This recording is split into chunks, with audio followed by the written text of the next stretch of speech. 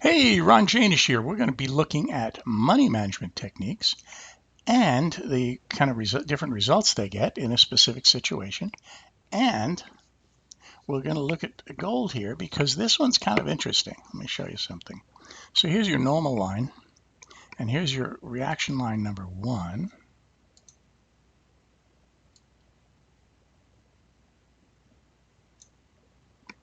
And then comes more and more reaction lines. Notice how nicely prices went up to here and said, no, I'm not going anymore. Down she went. Prices went up to here and said, ah.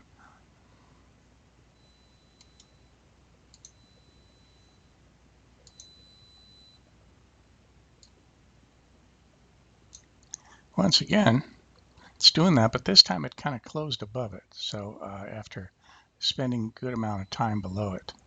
So I'm not so sure anymore. Let's see what happens now. Okay, so you see it went down to the reaction line and stopped. Gee, that's nice. So, but you look at this pattern, and whoops, and you have a mess unless you do this right. So let's see if I can do this right.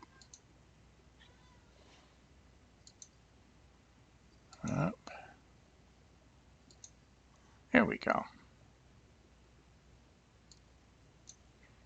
Okay, so you see it went down to the reaction line, stopped, and reversed. Okay, that should be a clue that, hey, this rally might be over. So let's see what the other lines tell us. And as you can see, using, Andrews has three primary methods that we cover in the course. And the second method tells you, yep, this is a time to watch down here. Now, the median line method, we're going to take a look at that and see what that tells us. Okay, now you need to be able to pick the right pivots, which in this case can be a bit challenging. However, if you stick to the simple mechanical formula that I mentioned in the last video, well, that's all you got to do. Now let me show you. So in your simple mechanical formula, you start at the end, work backwards. So this is a pivot, that's a pivot, this is a pivot. If this is a low pivot, it can't be a high pivot. So, and this doesn't qualify for an M1, so we got to go back in time. And so what we have is we have this one here, and this one here as pivots and that we use for the median line. And then we take the pivot that's one further back from that one. We go low, whoop, low, high, low, and this is it's real easy to spot SO pattern, right? If you go long, it's an SO. If you go short, it's an OPSO. So that's all it really is. Okay, so how that matters for me personally is if on the intraday patterns I get something that's very interesting, that gives me a buy down here somewhere. This is your 1 hour chart. So if on here I get something that says, hey, time to buy, then I'm much more confident that it's likely to work out well than I am with a sell. With a sell, I'm pretty, I don't know. That was the worst possible. The OPSO was the worst possible category. So that's what I see in gold right now. Okay, it's as simple as that. Now let's move on to money management. Okay, so with when you use systems, you have a choice, and one of the choices you have is how much do you put on when and stuff like that. Well, let's talk about that a little more. Let's press a little button. Let's look at a few different spreadsheets. Here's one that I think I've shown you guys before. This simple little chart. Let's see. Yeah. So we did a test run, and we mentioned this before, where we stick to only two types of signals. We threw out the other signals, and it's got a pretty good test run, and these are the kind of results we saw with it. You can see the numbers yourself right here. Okay, so this one, let's see. Okay, so this one, da, da, da, da. Yeah, so this one's 271,000. Okay, there's two different ones here. This one's 309, and this one's 271. This is the geld close beyond the line, and it just closes beyond the line, and there we go. And see, what does that one do? Oh, that one doesn't do as well. Okay, 268, 79. Okay, so we have different ways of doing it. I'm going to talk about some of those different ways. Okay, so this one here,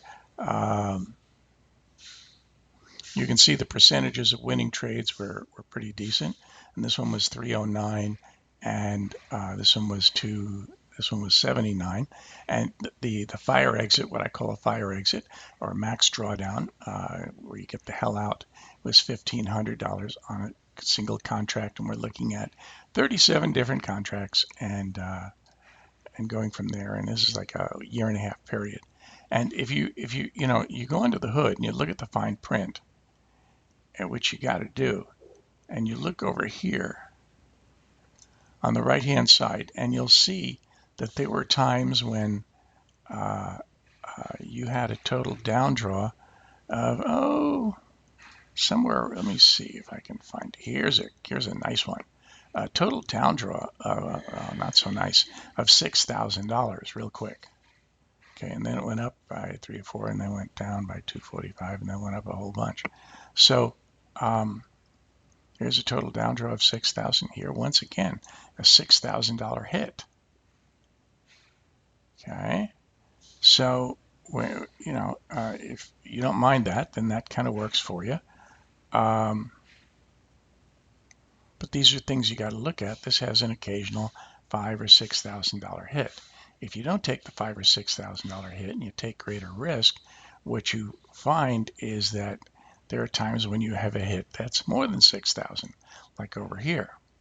Okay, that's in that other system that had a higher productivity rate. So let's go back to these numbers. While this one here had a higher productivity of 318 versus 268. So, and the difference being the $1,500 fire exit, this one, the 318, you had to hang in there for periods of time where you had more down draw, okay, than you had on this one here with the $1,500 fire exit. Okay, so 318 to 68. We're going to talk about some ways of improving that without messing with the system itself. We're just messing with money management. And here's a chart that you can see. This is the 268. Okay, where you can see here was where there was a big hit, and here where for the last 3 months it's been going right, really downish performance. Okay, and that's because of these big hits right here. Okay, so here's what we did in terms of different ways to deal with this in money management.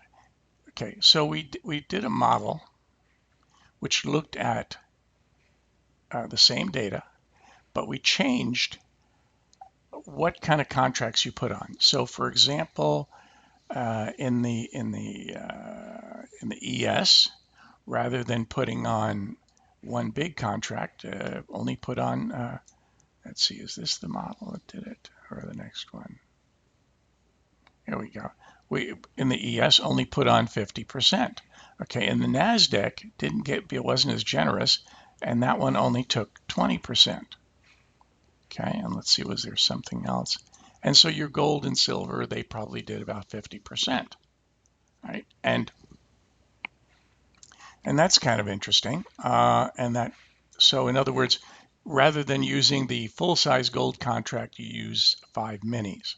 Okay, in the Russell Index, you have 1 mini contract or one smaller contract, which is 50% of the normal size Russell.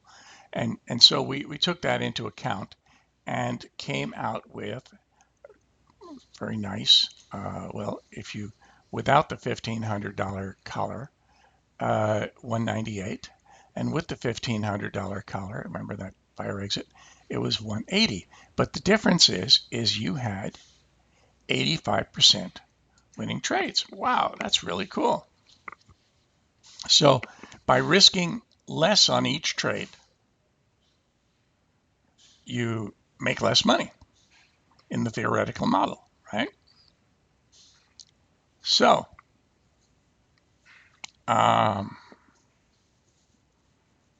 let's take a look at another way of doing it.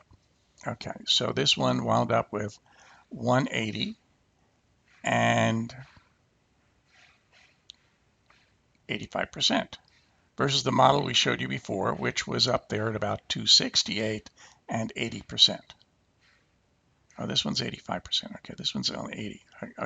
Okay, this one's 85%, 180,000, and the model that we originally showed you was 80% and 268, quite a bit more. But on that one, remember you took the bigger hit. Okay, when there was down draw. Okay, so let's look at a different category, a different way of doing it. Okay, so in the next one, in this one here, what we did that was very different, we said, okay, all the currencies and several other things only use 500 max per trade. Okay, and that and the end result in the currencies was maybe a 3 or 4% difference in terms of productivity, and about the same in winning and losing trades. Okay, so, and then we said, in this one here, it said, well, instead of having a half a contract or stuff like that, we go with, in the big contracts, we go with 100%. So we go with one big one, right? And in the NASDAQ, what did we do in the NASDAQ? Let me take a look. Let's find a NASDAQ trade. I know in the Russell, we use the regular one.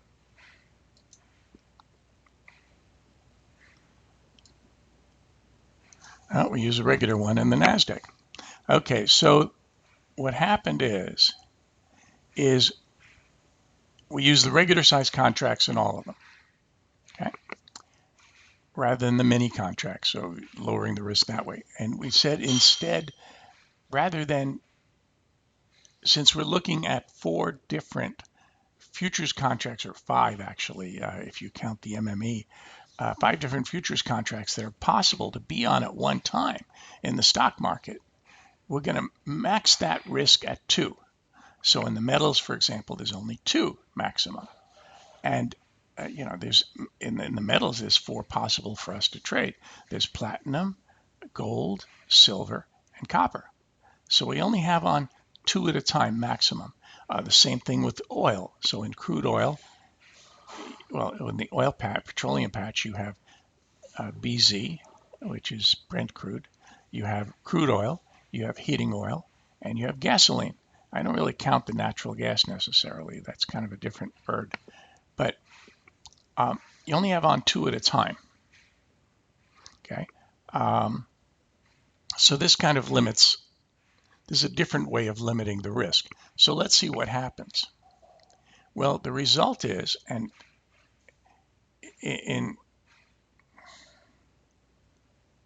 the result is that in your here was the chart. In the $1,500 drawdown max, worst case is you had somewhere around 4,500, 5,000 drawdown, okay? And you had 78%, so you didn't have the nice, sweet 80% that you had in the other one, but you did have 278,000, which is substantially higher than the other one had. So this wound up being a favorite of one of the people in the study. And then there's the other one, which said, well, gee, it wants to make more. and nobody took this one. This is 82%, but here's the catch. You've got these really nasty bumps in there, and these are like $10,000 plus when it reaches a bump. Okay, so this is this one here doesn't, and this one's a lot smoother. Okay, now if you look at the two lowest risk one, I would suggest one of them is this one here, because this one has only this one has, when it has a bump, it's maybe a $5,000 bump, and then there's the other one, which is the one that uses the micro contract. That one has maybe a $3,000 bump, and or maybe a little more sometimes, but the productivity of that particular one is, let me see, it's 85%, which is really incredible. And it is, let me see, it's somewhere around, here we go, it's about 180.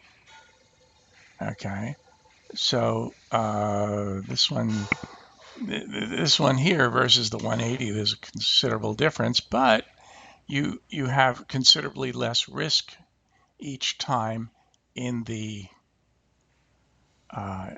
by using the 50% point. Okay, so even though you have the same collar, a $1,500 collar, so I guess another way of doing this, okay, is to say, okay, we're going to do a maximum of 2 contracts with the micros. That's another way. It would lower the profitability of the micro system significantly. And so anyway, if your focus is on a high percentage, then you want to do the micro contracts and the 50% and the ES and all that kind of stuff. Okay. And if your focus is on overall gain and keeping the risk a little bit lower, then you may want to take a look at this one here with the $1,500 collar. Just a different way of doing it. All right. So this is Ron Janisch signing off, and see you next time.